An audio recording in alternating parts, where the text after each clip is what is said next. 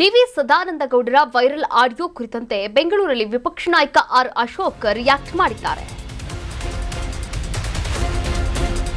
ಸದಾನಂದ ಗೌಡರು ಆಡಿಯೋ ನನ್ನದಲ್ಲ ಅಂತ ಹೇಳ್ತಾ ಇದ್ದಾರೆ. ಯಾರೋ ಹೇಳಿದ್ದಕ್ಕೆ ವರಿಷ್ಠರು ಕ್ರಮವನ್ನ ತೆಗೆದುಕೊಳ್ಳೋದಿಲ್ಲ.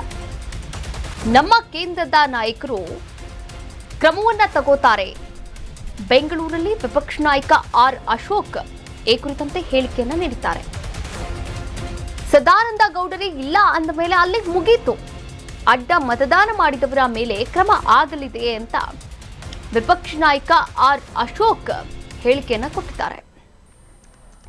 ಸದಾನಂದ ಗೌಡರು ಕೇಂದ್ರದ ನಾಯಕರ ಜೊತೆ ಮಾತಾಡಿರ್ತಕ್ಕಂಥ ಆ ಒಂದು ಆಡಿಯೋ ಸಾಕಷ್ಟು ವೈರಲ್ ಆಗಿರ್ತಕ್ಕಂಥದ್ದು. ಹಾಗೆ ರಾಜ್ಯ ಬಿಜೆಪಿಯಲ್ಲಿ ಭಾರಿ ಸಂಚಲನವನ್ನ ಕೂಡ ಮೂಡಿಸಿರುವಂಥದ್ದು. ಇದೆಲ್ಲದೂ ಒಂದು ಕಡೆಯಾದರೆ ಒಂದೊಂದು ರೀತಿಯ ಹೇಳಿಕೆಯನ್ನ ಕೂಡ ನೀಡ್ತಾ ಇದ್ದಾರೆ. ಈ ಒಂದು ವೈರಲ್ ಆಡಿಯೋ ಕುರಿತಂತೆ ಈಗಾಗಲೇ ಡಿವಿ ಸದಾನಂದ ಗೌಡರು ರಿಯಾಕ್ಟ್ ಮಾಡಿದ್ದಾಯಿತು. ಹಾಗೆ ನಾನು ಕೇಂದ್ರದ ನಾಯಕರ ಜೊತೆಗೆ ಮಾತನಾಡ್ತೀನಿ ಅಂತ ದೆಹಲಿಗೂ ಕೂಡ ತೆರಳಿದ್ದಾಯಿತು. ನಿತಿನ್ ನಬೀನ್ ಅವರನ್ನ ಭೇಟಿ ಮಾಡಿ ಎಲ್ಲವನ್ನ ಕೂಡ ಸಂಪೂರ್ಣವಾಗಿ ಹೇಳ್ತೀನಿ ಅಂತ ಹೇಳಿದ್ದು ಆಯಿತು. ಆದರೆ ಈ ಒಂದು ವಿಚಾರಕ್ಕೆ ಸಂಬಂಧಪಟ್ಟಂತೆ ವಿಪಕ್ಷ ನಾಯಕ ಆರ್ ಅಶೋಕ್ ಅವರು ರಿಯಾಕ್ಟ್ ಮಾಡಿದ್ದಾರೆ. ನೋಡಿ, ಸದಾನಂದ ಗೌಡರು ಆಡಿಯೋ ನನ್ನದಲ್ಲ ಅಂತ ಹೇಳ್ತಾ ಇದ್ದಾರೆ. ಅವರೇ ನನ್ನದಲ್ಲ ಅಂದಮೇಲೆ ಅಲ್ಲಿಗೆ ಮುಗೀತು. ವರಿಷ್ಠರು ಏನು ಕ್ರಮ ತೆಗೆದುಕೊಳ್ಬೇಕೋ ಆ ಕ್ರಮವನ್ನು ವರಿಷ್ಠರು ತೆಗೆದುಕೊಳ್ತಾರೆ. ಆದರೆ ಅಡ್ಡ ಮತದಾನ ಮಾಡಿದವರ ಮೇಲೆ ಕ್ರಮವನ್ನು ತೆಗೆದುಕೊಳ್ತಾರೆ ಅಂತ ಇದೀಗ ಹೇಳಿಕೆಯನ್ನು ನೀಡಿದ್ದಾರೆ ಆರ್ ಅಶೋಕ್. ಆಡಿಯೋ ನಂದೇ ಅಲ್ಲ ಅಂತ ಹೇಳಿದ್ದಾರೆ. ಮತ್ತೆ ಯಾರೋ ಹೇಳೋದ್ರಿಂದ ಏನು ನಮ್ಮ ರಾಷ್ಟ್ರೀಯ ನಾಯಕತ್ವ ತೀರ್ಮಾನ ಏನಾಗಲ್ಲ.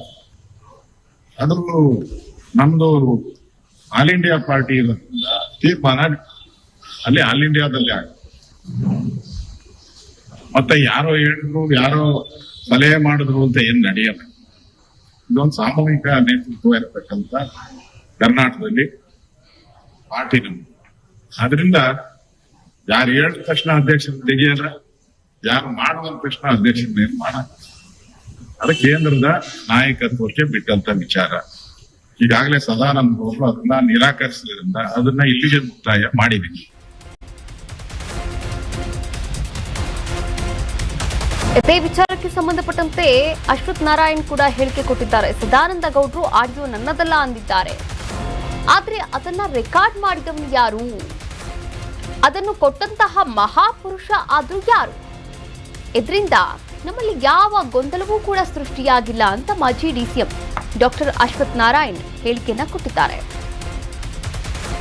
ಆರ್ ಅಶೋಕ್ ಅವರು ಏನ್ ಮಾತನಾಡಿದ್ರು ಅಂತ ಕೇಳಿಸ್ಕೊಂಡ್ರೆ ಅದೇ ರೀತಿ ಡಾಕ್ಟರ್ ಅಶ್ವಥ್ ನಾರಾಯಣ್ ಅವರು ಕೂಡ ಹೇಳಿಕೆಯನ್ನ ಕೊಟ್ಟಿದ್ದಾರೆ.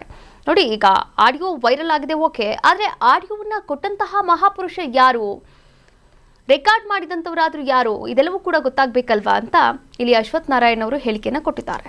ನಂದು ಅಲ್ವೇ ಅಲ್ಲ ಅಂತ ಹೇಳಿದ್ಮೇಲೆ ಇದ್ರ ಬಗ್ಗೆ ಚರ್ಚೆ ಇತ್ತು. ಅವ್ರು ನಂದಲ್ಲ, ಅವ್ರು ಯಾರು ರೆಕಾರ್ಡ್ ಮಾಡಿದಾನ ಅವನ್ನೇ ಕೇಳಿ. ಯಾರು ರೆಕಾರ್ಡ್ ಮಾಡಿದ್ನಲ್ಲ ಅವ್ನು ಹಿಡ್ಕೊಂಬನ್ನಿ. ರೆಕಾರ್ಡ್ ಮಾಡದಂತವನ್ನ ನಿಮ್ ದಿಕ್ಕೆಲ್ಲಿ ಹೋಗ್ಬೇಕಾದ್ರೆ ರೆಕಾರ್ಡ್ ಮಾಡಿದ ಕಡೆ ಹೋಗ್ಬೇಕು. ರೆಕಾರ್ಡ್ ಕೊಟ್ಟಿದ್ದಾನೆ, ಈ ರೆಕಾರ್ಡ್ ಎಲ್ಲಿಂದ ಬರ್ತು, ಈ ವಾಯ್ಸ್ ಎಲ್ಲಿಂದ ಬರ್ತು, ಯಾರು ಏನು ಅಂತ ಬರ್ಲಿ, ಆಗ ಸತ್ಯಾಸತ್ಯತೆ ಗೊತ್ತಾಗುತ್ತೆ. ಈಗ ಇಲ್ಲ, ನಾನು ಹೇಳಿಲ್ಲ, ನಂದಲ್ಲ ಅಂತ ಹೇಳಿದ್ದಾರೆ.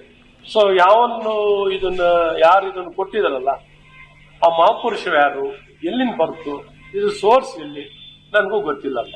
ಅವ್ರು ಇಲ್ಲ ಅಂತ ಹೇಳಿದ್ದಾರೆ. ಇದು ಹುಟ್ಟಾಕಿರೋ